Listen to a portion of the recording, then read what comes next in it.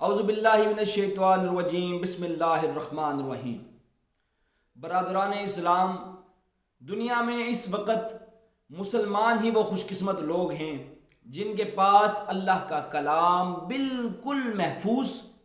تمام تحریفات سے پاک اور ٹھیک ٹھاک انہی الفاظ میں موجود ہے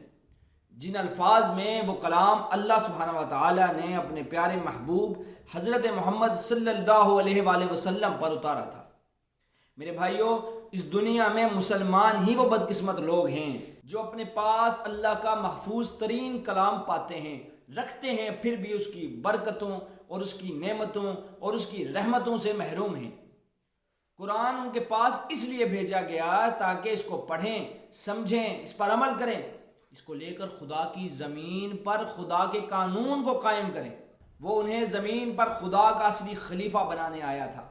تاریخ گواہ ہے کہ جب انہوں نے اس ہدایت کے مطابق عمل کیا تو یہ دنیا میں امام ٹھہرے، یہ دنیا کے سردار ٹھہرے۔ لیکن جب انہوں نے اس سے جن بھوت بگائے، ان آیتوں کو لکھ لکھ کر اپنے گلے میں باندھا، اس کو گھول کر پینا شروع کیا، اپنے مردے بخشائے، محض ثواب کے لیے بے سمجھے بوجھے پڑھنے لگے، تو یہ لوگ اپنی تباہی کا شکار ہوئے، یہ لوگ تباہ و برباد ہوئے، یہ لوگ غیروں کے اور کافروں کے غلام بن کر رہ گئے۔ اب یہ اس سے اپنی زندگی کے معاملات میں ہدایت نہیں مانگ رہے،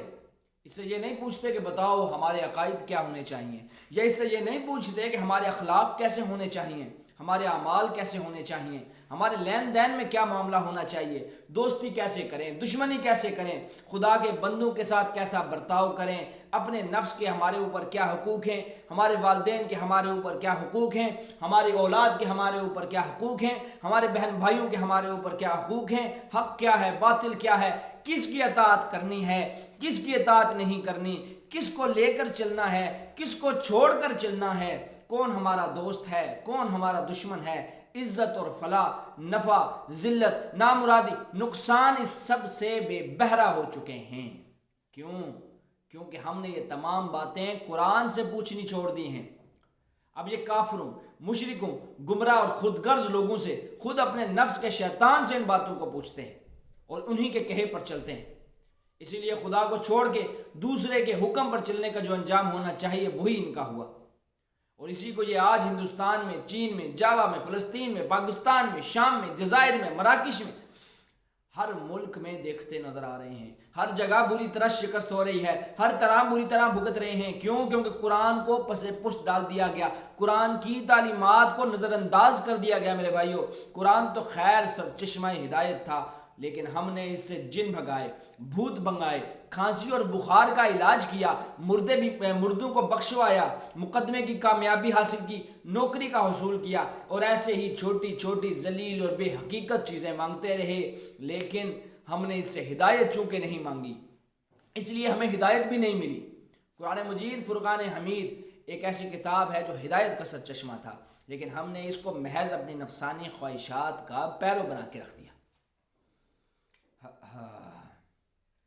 یہ ایک ایسی کتاب ہے جس سے ہدایت مانگو تو ہدایت ملتی ہے، جس سے اگر